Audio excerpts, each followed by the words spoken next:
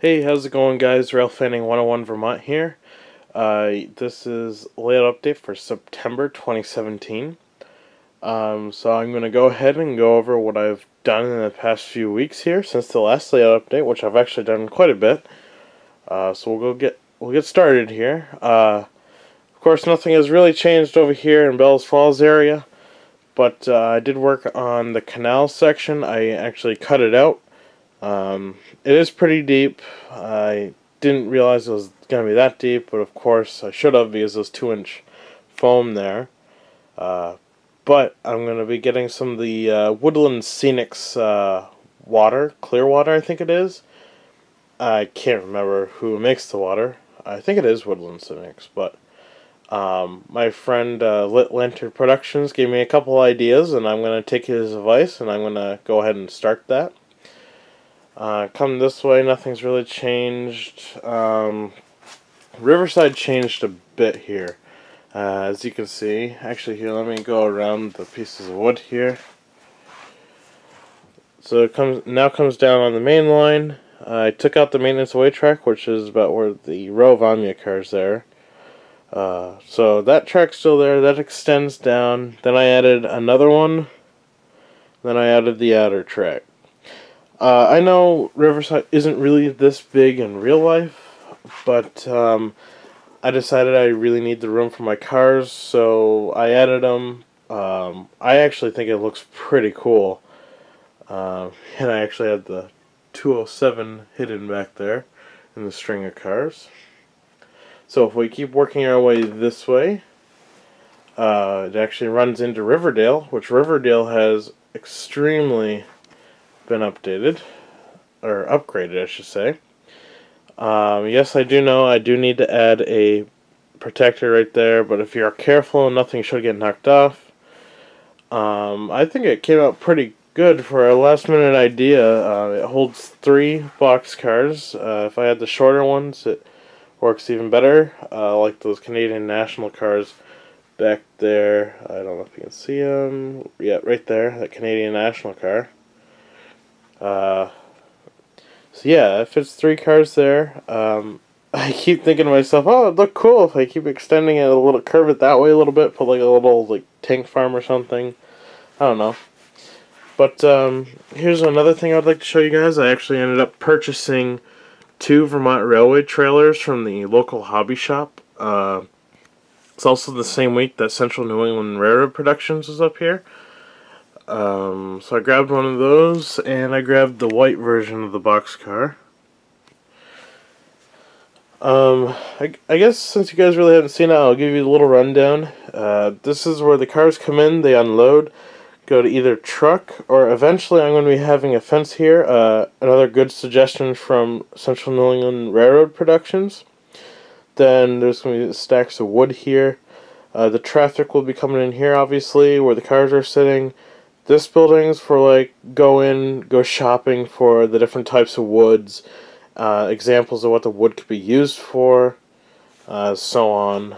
And back here's the offices for the whole Riverdale Lumber Company.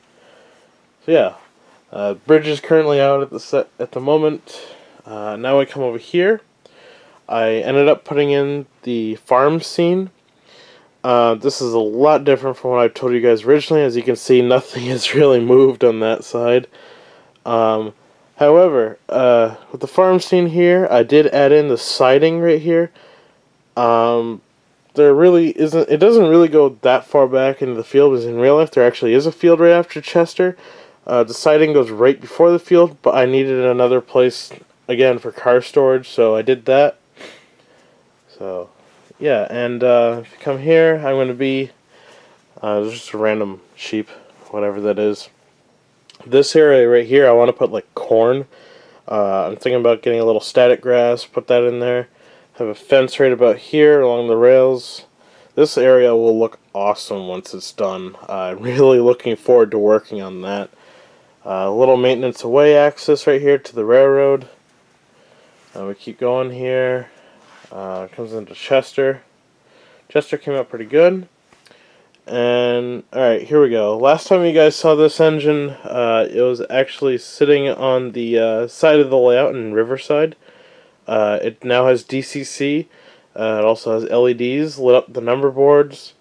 And this engine right behind it is the 801. I currently picked that up at the local hobby shop as well. It's not the best detailed, but I was like, oh, I gotta pick that up, considering I got that on a trade as well.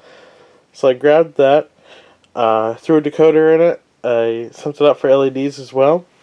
I'd like to give a massive shout out for these two engines to the Central Vermont Custom Models.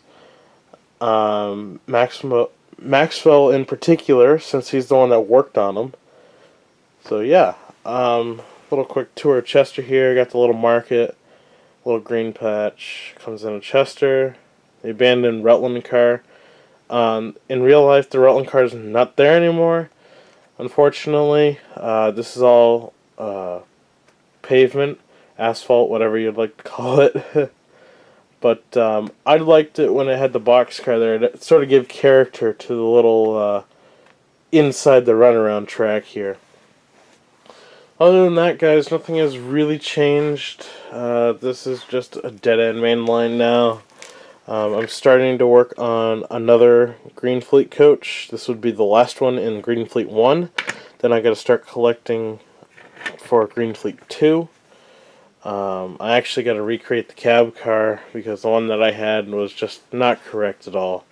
So, yeah, guys, I hope you enjoyed this layout update. I was thinking about making a running video of trains going through Chester, simulating Green Mountain 263, 264. Also doing the DASW, which the 305 right there, you see yep, sitting on the siding. That is currently on duty for the DASW.